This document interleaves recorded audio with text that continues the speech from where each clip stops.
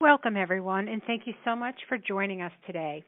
My name is Stephanie Paul, and I am the Vice President of Development and Marketing at the American Parkinson Disease Association, or APDA for short.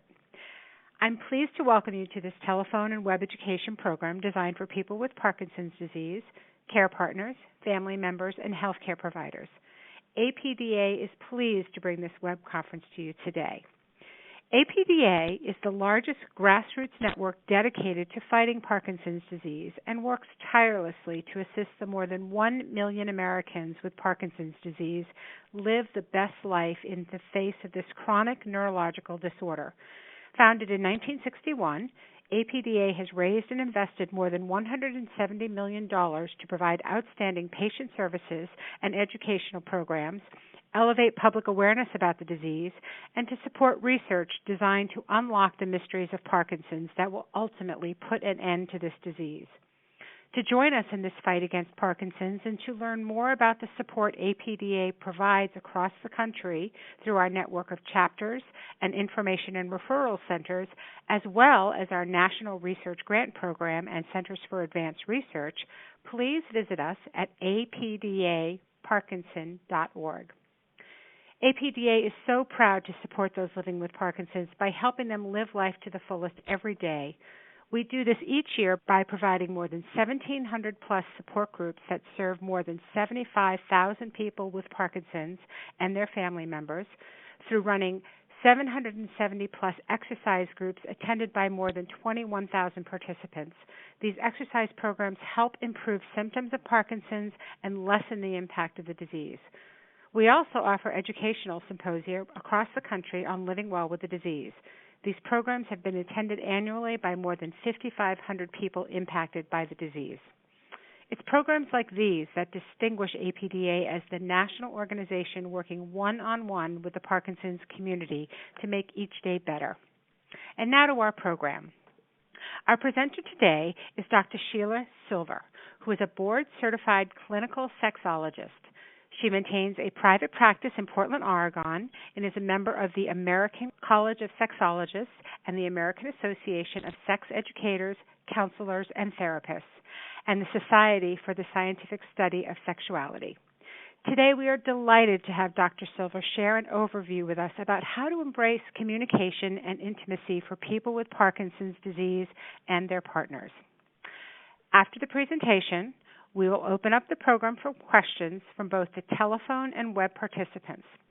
And we encourage everyone on the line to complete the evaluation after the program, because your feedback is instrumental in helping us plan for future educational offerings, including teleconferences like this and other programs. You may view the materials for this program and today's slides by clicking on the Resources tab on your screen. It is now my pleasure to introduce Dr. Sheila Silver. Hi, Stephanie. Thank you so much. I'm so happy to be invited to be part of this series. I want to begin by talking about communication and its importance in both emotional and physical intimacy. I don't think you can have true intimacy without the ability to communicate with your partner. And for emotional intimacy, there needs to be a sharing of hearts and a conversation. For physical intimacy is the same. We need to be able to have that conversation. Certainly, if there's a health challenge like Parkinson's disease, it is even more important for couples to talk about their intimacy. But what often happens as a result of Parkinson's, or simply just normal aging, is our bodies and our sexuality begin to change and become less reliable in their responses. And when this happens, couples often shy away from sexuality out of shame or fear or frustration or embarrassment, or simply really not knowing what to do about the situation. So couples often do one of two things. They don't talk about the problems, or they simply stop being sexual altogether. Sometimes couples try to have a conversation, but it doesn't go well, so the topic is avoided in the future. And so today I want to begin by just offering some suggestions of ways to sort of restart that conversation and how to be more successful at it. So the first slide here shows that the way to begin really is to have a shared goal, to realize that you're coming at the conversation with the desire to be closer to each other.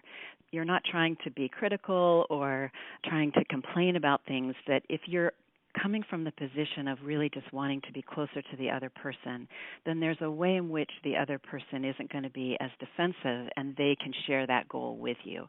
And so my encouragement is to be brave and vulnerable in having this conversation.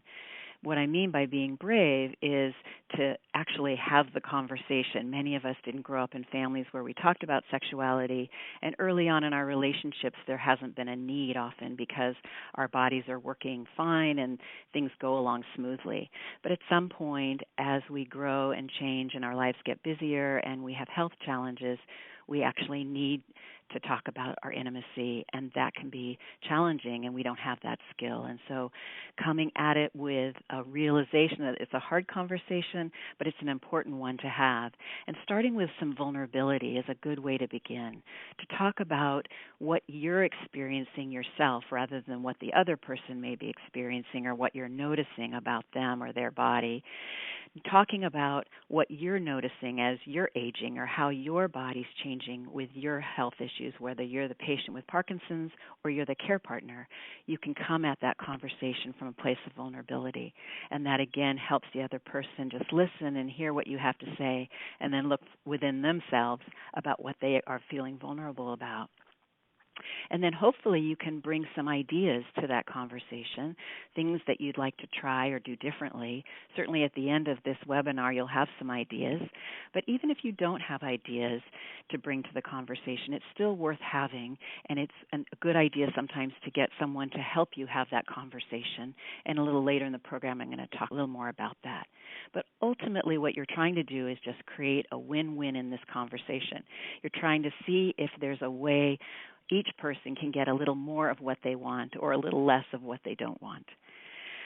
So the next slide is just a few more hints. And the first thing it says there is talk before, during, and after sex. And sometimes when I make this suggestion to couples, they're a little taken aback because they're not used to talking before, during, or after. But I compare it to having a meal. And if people go out to dinner, they often will have a conversation ahead of time about where they want to go and how far they want to drive and whether they actually really want to bring take-in or something like that. And so there is a conversation and a bit of planning that happens with that. And then when people are actually at the meal, they're often trying to look at how can they make that experience even better. Would a glass of wine be nice? Would they like a little extra salad dressing with their salad? And so there's conversation during looking at and commenting about what's lovely and what they're enjoying, and sometimes what they're not enjoying. And so after sex sometimes, or after a meal, you can also reminisce on the drive home or the next day about what was something really good or wonderful about that experience. And so I think sex is very similar, and there's actually no reason why couples can't sort of follow that same plan. Having a conversation, even however briefly, it doesn't have to be a long talk, but just a few sentences about what do we feel like? Here we've maybe created some time to be close and physical in some way. What do we feel like? Where do we want to start? What sounds good to us? Having that conversation beforehand can be really helpful so that people are on the same page and have the same expectations. And then sometimes during a sexual encounter of some sort, asking for what you want or want a little differently. And sometimes that can happen through words or just moving someone's hand. But holding that question of what do you want and what would make it even better. Perhaps somebody moving their hand a little slower or a little faster or a little less pressure, a little more pressure. And so sometimes guiding somebody to what you do want is very helpful rather than just saying, oh, I don't like that or I don't want that. That often doesn't give the other partner something to do. So giving them something to do differently that you think you might like or you know you would like can be very helpful. And then I always encourage my couples after they've been sexual in some way to sort of reminisce about it or talk about it. What worked well? What was your favorite part? What might you do differently next time? I think that can be very helpful in creating future good experiences and also as a way to create intimacy and letting your partner know what's special and what was most meaningful about what you guys did. Ultimately, sharing the problems as allies is a really important perspective, that it's not one person's problem, but that it's actually your shared problem. If there's bumps with somebody, their body not doing what they want it to do, or your body not responding the way you had hoped, if you can think of yourself as a team, and this is something that we're facing, then you can be often much more successful in solving that. So if you want to find someone to help you with these conversations, this next slide shows you some alternatives. One of the first places to go that's not even listed here is to consulting with your doctor. If you're noticing that you have sexual side effects from medications, or your Parkinson's is actually creating a real change in your sexuality that you've never experienced before, definitely the first person to talk to is your doctor, and ask them about the medications you're on. Ask them if there's something that they could do differently. And usually both the care partner, the spouse, needs to be part of that conversation as well as the patient. But if you want a therapist of some sort, you can certainly go to the American Association of Sex Educators, Counselors, and Therapists, and I've listed their website there. Or you can go to the American College of Sexologists, and there are people on both of those websites who are listed by state and by city, and there may be somebody right in your area that could help you with that conversation. And sometimes it's just one session or two sessions with a person that can really help facilitate that conversation and make a big difference in terms of your physical intimacy. You could also contact a social worker who's part of your health team or part of your health center. Social workers who work with people with Parkinson's are very comfortable talking about sexuality. They know that that's a challenge that anybody with Parkinson's is usually facing, and so they're a good resource for you.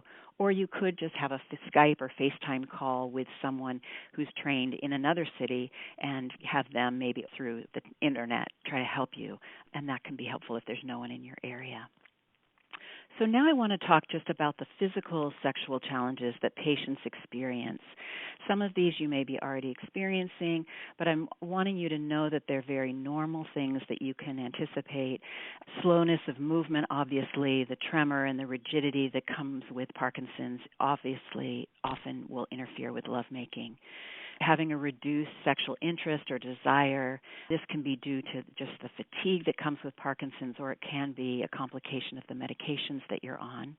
Men often struggle with getting or keeping erections. This is very common, or getting to orgasm. That's something that is a result of having Parkinson's, given that it's affecting your central nervous system. And so I'll be talking later about ways to work with that. Women experience dryness and pain sometimes, and they also struggle with orgasm. This can be related to the Parkinson's specifically or to the medications that they're on.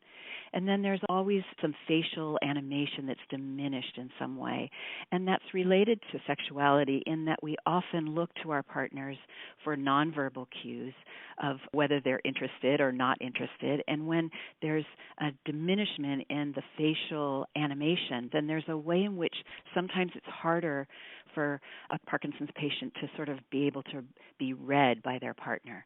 And so that can affect the challenges. The next one is emotional challenges for patients, and these are things that also definitely affect sexuality. It's not just the physical aspects that are complications.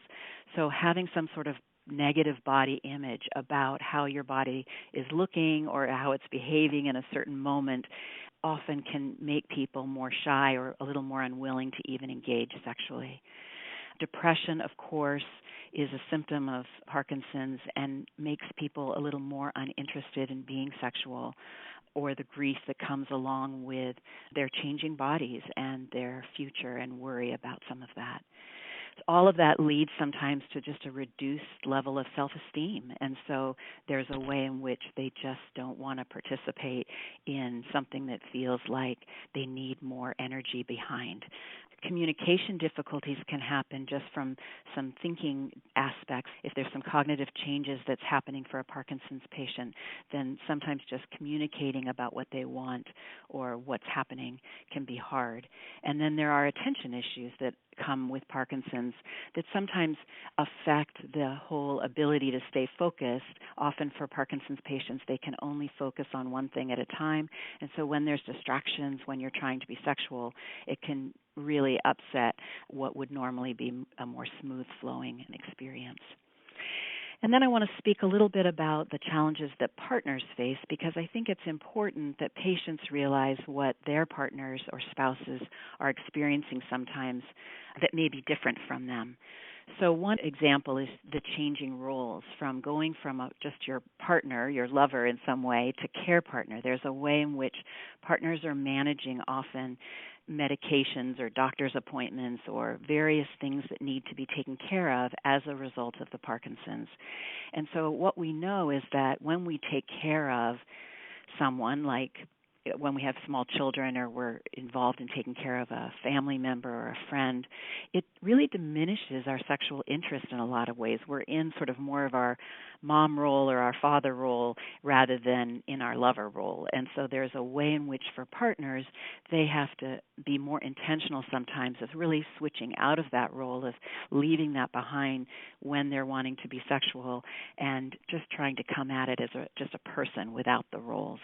Patients, too, need to be aware of that they're not holding this role of being a patient, but they're also really aware of the fact that they are just a person as well. So that's important, and that can be a challenge. Tiredness from taking on more responsibilities is certainly something that many partners face.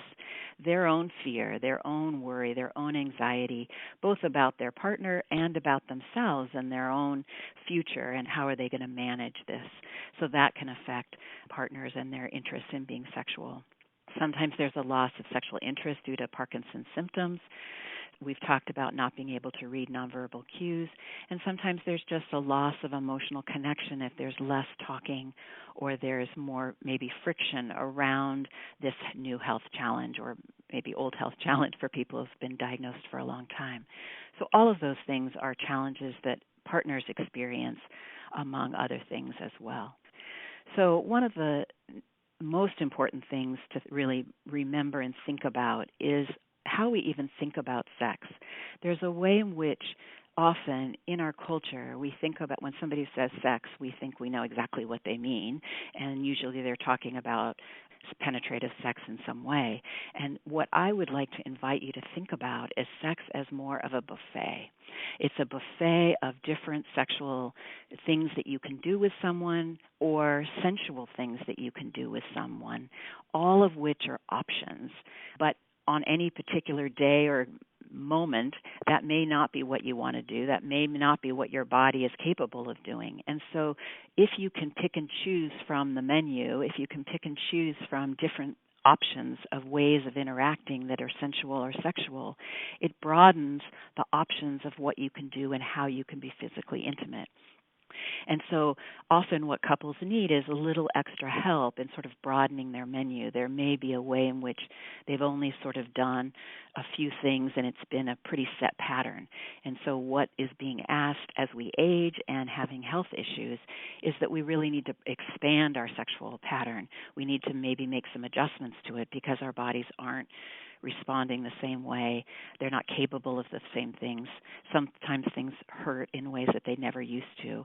And so enjoying sensual touch or just non-demand pleasuring in some way. And what I mean by that is that there's no agenda, that there's nothing that has to happen. Nobody's body has to do something in particular.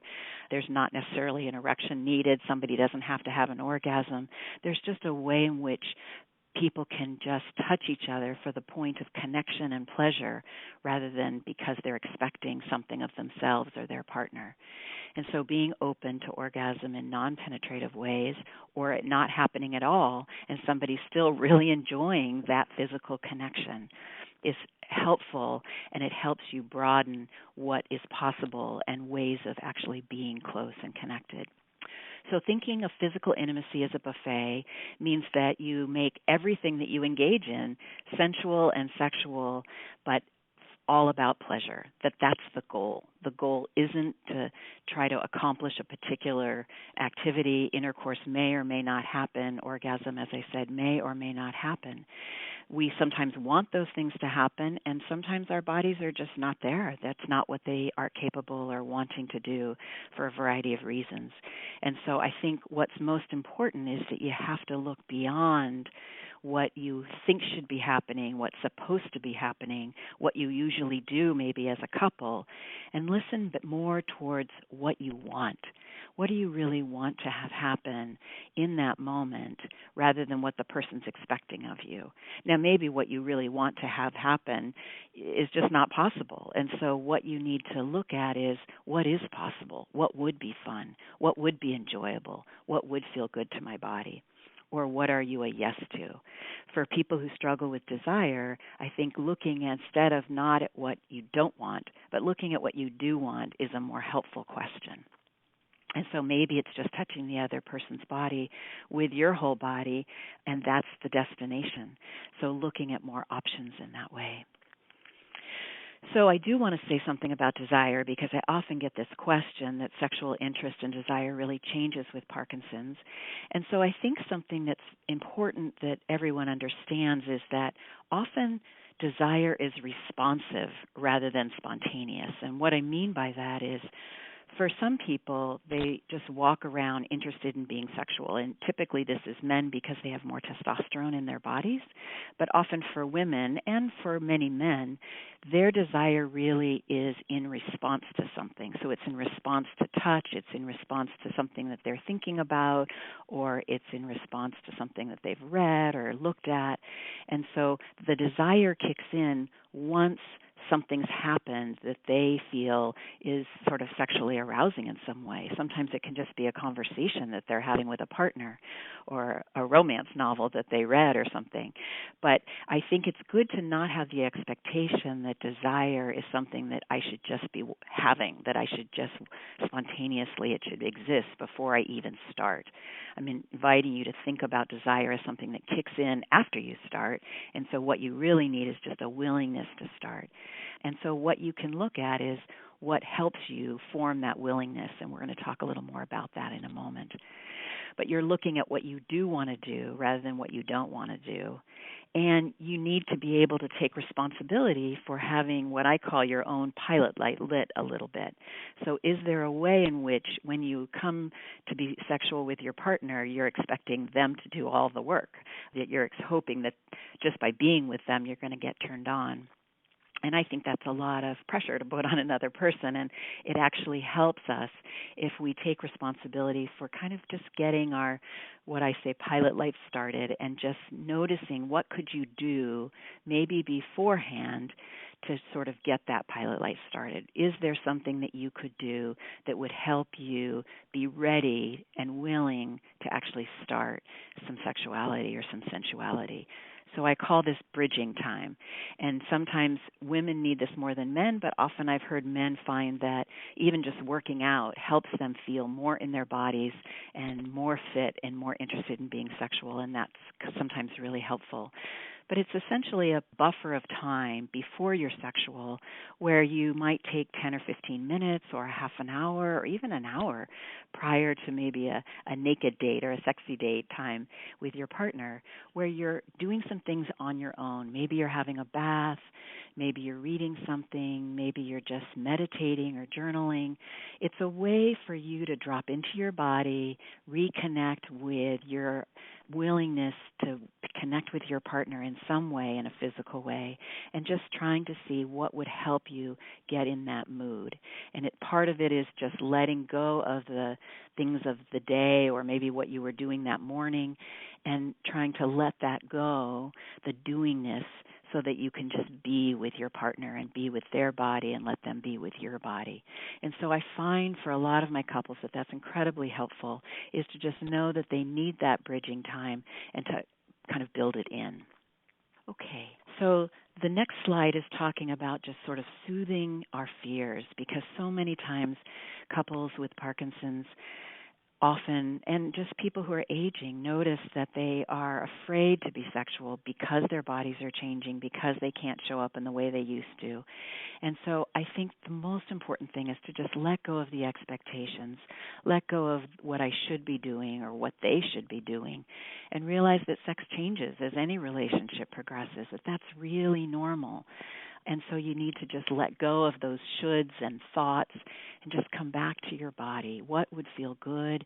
What kind of touch would feel nice and comforting and soothing and pleasurable and enjoyable, and not having big expectations. What I like to tell people is sexuality and intimacy is more than sexual functioning. Sometimes it's really not even about sexual functioning, because that can really change and be affected by both Parkinson's and the medications that you need to take when you have Parkinson's.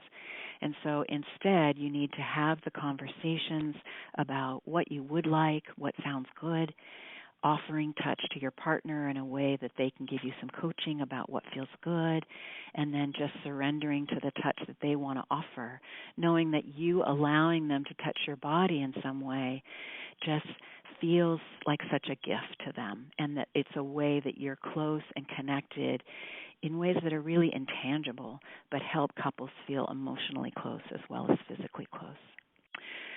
So making physical intimacy a priority, I really feel, is very, very important. So many times couples want that to be a more spontaneous thing. That's how it is in the movies. It just sort of happens. But that's not my experience of certainly long-term couples or many, many couples, is that they actually do need to schedule some time together. I think what we put on the calendar is what's most important to us, and we end up not finding time to be physically close, especially when there's medication that you're trying to time and fatigue issues that you're trying to manage. I think it's all the more important for Parkinson's patients to actually schedule a fun date. You don't have to show up for it in a aroused place necessarily. You just have to start with a willingness, as I said earlier. I'm not talking about necessarily going out somewhere, but just creating some time that you've blocked in your lives where you're just going to be close and connected in some way. And it may be having a bath together, it may be laying naked, it may be doing sensual or sexual things to each other, maybe touching each other's bodies, not as a functional massage, but just in a sensual way. But prioritizing that and noticing what gets in the way of you not doing that, I think, is important. People sometimes hesitate from that because they think it'll take the fun away from it. But I often say to them, well, just because you plan a party or a vacation doesn't mean it's any less fun. In fact, the opposite is often true. You're anticipating it, you're looking forward to it, you're getting ready for it. So I think it's a good thing for couples to do. And then connecting with your hearts is really about building the sort of building blocks for that physical intimacy we've been talking about, creating that time where you feel physically close and emotionally close is very important. And some of it is you're really needing to step away from TV and phones and the internet. Some of it is just finding time to be together. Sometimes it's actually just looking into your partner's eyes. Many times we don't actually do that. We're busy, we're with our partner maybe, or not with our partner during the day, during running chores or doing whatever we're doing. And I think finding that time to just breathe for a moment and look into each other's eyes and say, I love you, is a really important building block and foundation for a relationship. Being compassionate with yourself, realizing that it's okay that your body is changing and it's not the way it used to be, being present and kind with each other and showing up for each other and being close, having shared activities that you do and having your own activities that kind of recharge you. And the last thing I have on this particular slide is emptying your frustration and anger tank periodically is very important, both for patients and partners. There's a way in which it's normal to feel frustrated and angry about what's happening. And I think unless you find ways to just let it go, either in a physical way or in a way that's just writing in your journal or driving in your car and yelling or whatever you need to do, talking to a therapist can be sometimes really helpful. But I think if you empty that tank periodically, then you're able to come at a more emotional connection with your partner in a better way. So we talked earlier about talking to your doctor, and I really can't emphasize this enough, that the doctor sometimes won't bring up the topic of sexuality with you, but you can certainly bring it up with them. And there are some things that they can do in terms of medications to sometimes help with sexuality issues. And so that really needs to be your first stop. And the kinds of questions you can ask them are, can I talk to you about the changes in our sexual life or my sexual experience or what I'm noticing in my partner? It seems to be different. Is this something you would expect? Could this be related to medications? Or just specifically asking, what are the sexual side effects of the medications I'm on? These are all really good questions to ask of your doctor, and they're more than happy to answer them. And they're also have referrals to give you if they feel like you could benefit from talking to other people about this as well. So just in summary, I just want to go back over the fact that communicating with your partner is so very important. I feel like I've just skimmed the surface on that topic, but it's something that builds both emotional and physical intimacy. Focusing your sexual interactions on connection and pleasure rather than a particular outcome is very important. Expanding your definition of sex, thinking of it in a much broader way as a buffet of different things we can choose from, and each sexual experience is maybe a few things from the buffet.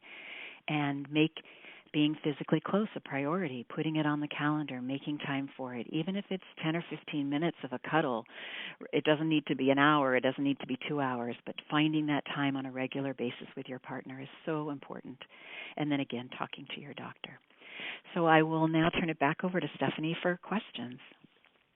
Thank you, Dr. Silver. This is very informative and important information that you shared with our audience today. It's now time for the question and answer session. Before the operator gives instructions to queue yourselves for questions, I would like to remind all of you that we have hundreds of people on the phone and on the web today. For everyone to benefit, please keep your questions general in nature, and our faculty will provide an answer general in nature.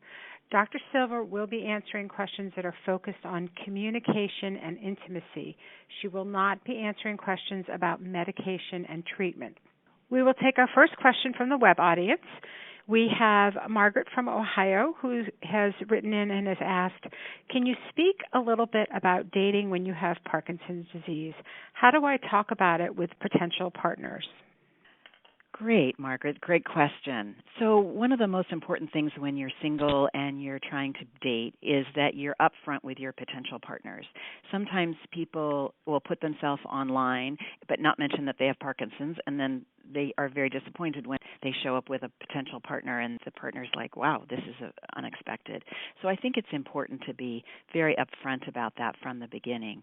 Yes, it makes it more difficult to get partners online, but I think it's easier to get partners in other kinds of ways when it's just known right from the get-go. And I think it's important to concentrate on being in the now. Often when I work with Parkinson's patients and they're worried about dating, they're thinking about their long-term future.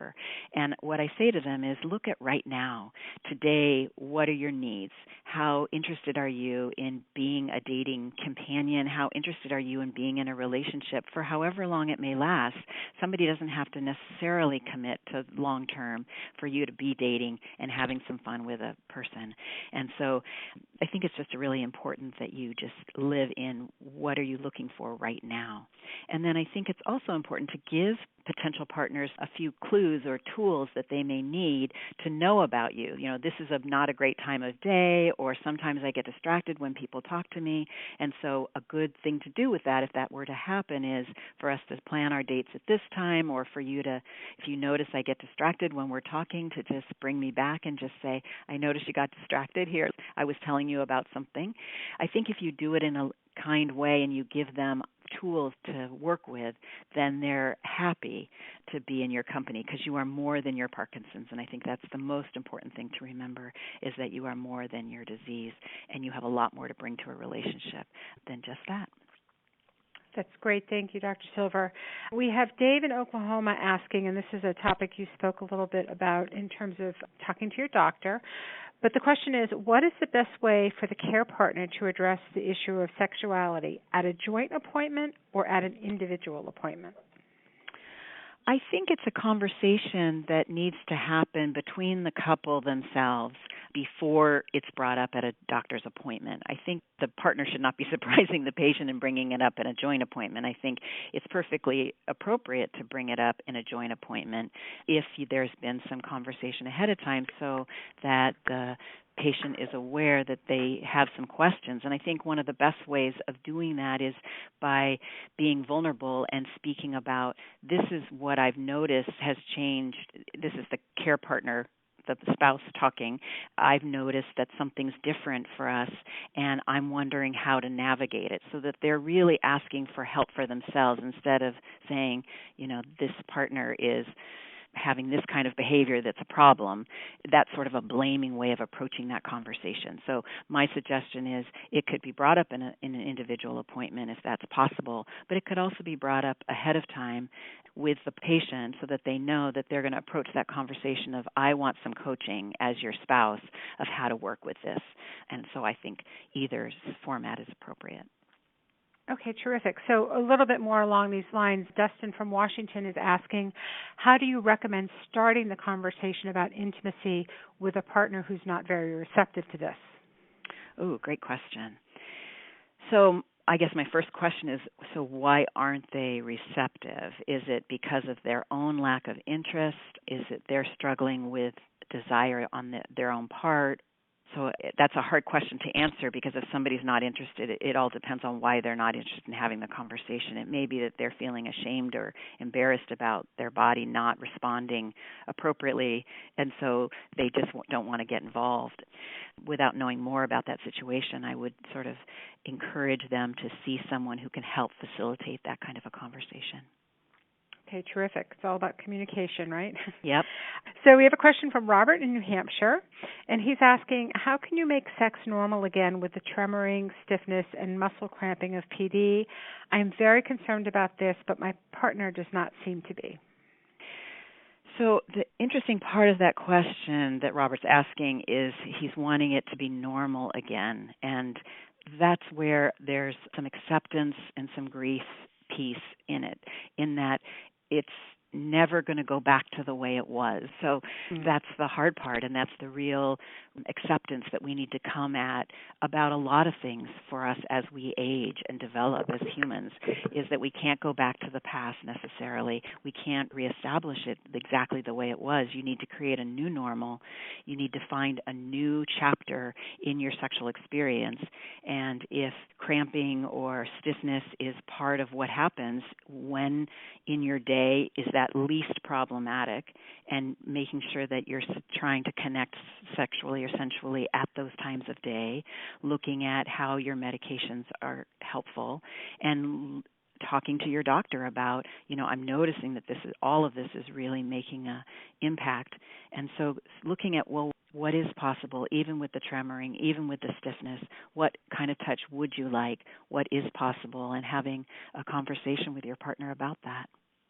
Okay, thank you. I think now we have someone who is calling in. We'd like to take the next question from the phone audience. Thank you. Our first phone question comes from the line of Diane from Pennsylvania. Please go ahead. Yes, thank you. Does Parkinson's affect a woman's ability to have an orgasm during sex?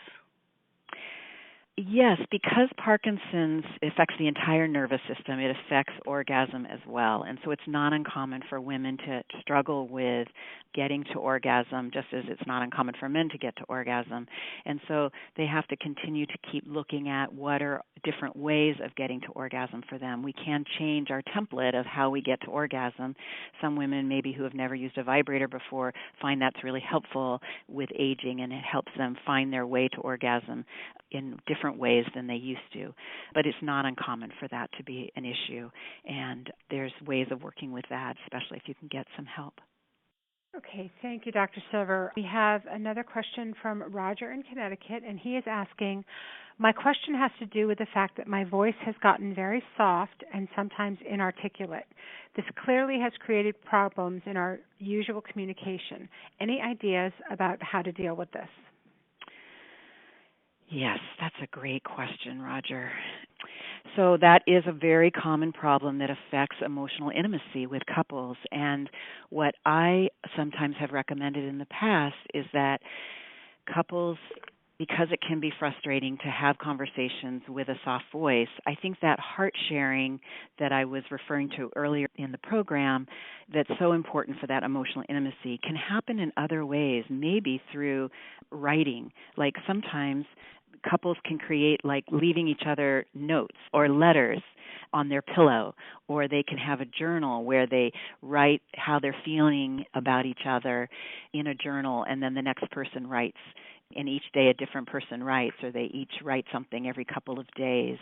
So there's a way in which you can find other ways to share more of your heart that may be hard to do when you're just naturally speaking and you're forgetting how soft you are. Because I think continuing to share those things that you wish you could say that sometimes you forget to say, this is really for everybody, but particularly for if you're noticing that the softness of your voice makes communication problematic and frustrating for your partner, is just finding other ways around it, finding other ways to communicate through notes and letters that can be really helpful. And also working with a speech therapist, of course, to see if you can make a change in how soft your voice is. That can be really helpful. Okay, thank you. We have another question from the web. This is James calling in from Georgia. And his question is, does spontaneous sex preclude the necessity of setting a specific time for a sexual experience? Will setting a time be more beneficial? Well, there's nothing wrong with spontaneous sex. It's just couples need to look at how often is that happening. And setting a time may be more beneficial if it ensures that there's that opportunity, that the couple's finding the time that they want to have some sort of physical closeness. So I think it's, again, a conversation that a couple needs to have around how often are we being sexual? Does that work for both of us? Is there some ways we want to up our physical intimacy, maybe not necessarily a full sexual experience, but we want to just be more naked together or touching each other a little bit more than we currently are. And so I think couples need to just look at their pattern. How often is it happening? Can they compromise on how often that happens? And can they take turns in terms of really planning that time and making it special and being on the same page about what happens? And again, having a sex therapist or sexologist help you with that conversation can often be really helpful. So we have Pam calling in from Illinois, and she's asking, can you give more examples of what is bridging time and how to do that? Oh, great. Sure. So bridging time is stopping what you're doing. So I think you understand that much. And other examples of things that you can do during that time that are helpful for a lot of people is sometimes reading something erotic, having a bath, or just shaving your legs, or putting on something that makes you feel more sexual or sensual. It could be a special scent that you save, like a little lotion or a perfume that you only put on when you're planning on being sensual with your partner. So there's an aroma cue that happens for you. Maybe it's taking a walk first before you do anything because you just sort of need to clear your head, or sitting out in your garden and just sitting and not doing but being, because the whole point of that time is to help you transition into just being in your body. So noticing, am I hungry? Is there a way in which I'm not feeling very relaxed and I need to just do a meditation, or I need to just stretch a little bit or do a little bit of yoga? I mean, it really could be almost anything, but it could be something more sexual that sort of kind of gets those juices going, but it could be just like we often are more sexual on vacation. And I think some of it is just we're in a more relaxed frame of mind. So bridging is sort of your little vacation before you're being sexual with someone. So looking at what that might be for you. That's very helpful. Thank you, Dr. Silver. I think we have a caller on the phone, so let's go to the telephone audience, please. Our next telephone participant comes from the line of Tom from Pennsylvania. Please go ahead. Yes, thank you. Sheila, I had a quick question. Does Parkinson's disease cause sexual addiction, or does it aid in its development? It does not cause sexual addiction. What it does is the medications, the dopamine agonists, the treatment that some patients are on, often causes more addictive behavior, and that can show up through gambling, shopping, eating, and hypersexuality. And so it's the medication that's really causing it. And so it is something that definitely needs to be brought up with the doctor and looked at. And it's something that's very common, but it can be often worked with. Sometimes people who feel that surge of more sexuality feelings don't want to change medications because it feels good. It helps them feel alive. And so this can often be problematic with couples, is somebody's wanting a lot of sexuality and the partner is not wanting as much, and working out that discrepancy, and sometimes them not wanting to change their medications. That can be problematic, but it is something that I think definitely needs to be brought up in their session with their neurologist, and potentially a social worker could be helpful. Okay, great. We have another question from a web participant. This is Alexandra in South Carolina. And Alexandra's asking, how do intimacy issues differ between men and women with PD? Where does self-image fit into this issue? So I'm not sure that there really is a lot of difference between intimacy issues between men and women. I think at the end of the day, both men and women want to be connected to their partner. They want to feel affirmed. They want to feel loved. They want to feel important. They want to feel like they matter. They want to feel like they're more than just their disease. And so I think that is important to remember, and looking at what are those things that each person needs to feel those things. So that may be where men and women differ, is what's going to help a male feel important is maybe different than what's going to help a female feel important.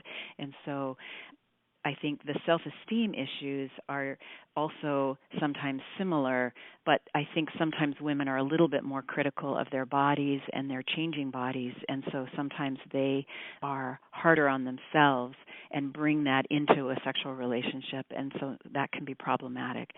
Even as just we age and our bodies get larger sometimes than we want them to be, I think it's important to realize that at the end of the day, our partner wants somebody who's happy to be with them, and it matters less where the curves and wrinkles are, and it matters just more our interest and our openness to just giving pleasure and receiving pleasure. And so I think sometimes it's not conversation that men need, but they, at the end of the day, want the same kinds of intimacy that women want. Okay, that's terrific advice. We have a question again from the web. This is Thomas writing in from Mississippi. And his question is, do the movement issues of Parkinson's disease affect the sustainability of an erection? Any suggestions of ways to prolong an erection? Well, the inability to maintain an erection is something that's very common with Parkinson's patients, and for some, something like Cialis or Viagra can be helpful for them. And so, yes, Parkinson's affects that, but I think it comes back to what I was speaking about earlier in terms of really sort of seeing sexuality as a more fluid thing, and erections are things that come and go, and arousal is something that comes and goes in any given sexual experience.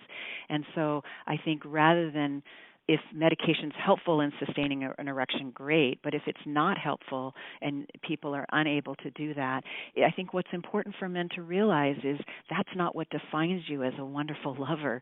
You being present, you being open, you being interested in the other person's body, you being receptive to touch.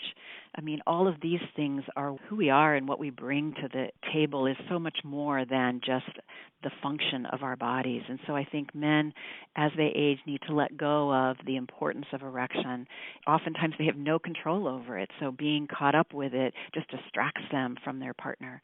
So I think just being really present with, we're here right now, what do we want to do, where are our bodies going, and letting go of it having to look a particular way.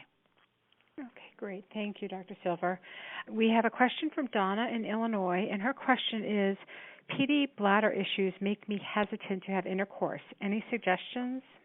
Yeah, so I think what you can do very easily is there are things that you can get, pads you can get. They're very, very thin at Walgreens or Rite Aid or your local pharmacy that you can lay down that have sort of a plastic backing and can absorb fluid. And I would say put something like that down, or a towel if that feels easier for you.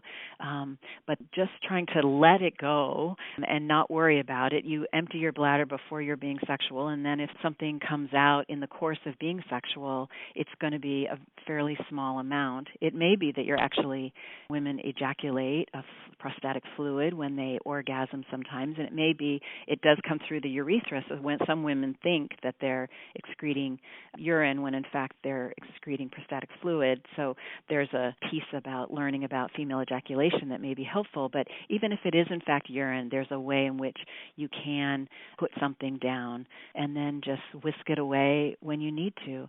And it may be in the shower, in a bathtub, that you're able to be sexual, or other places that may make it easier as well.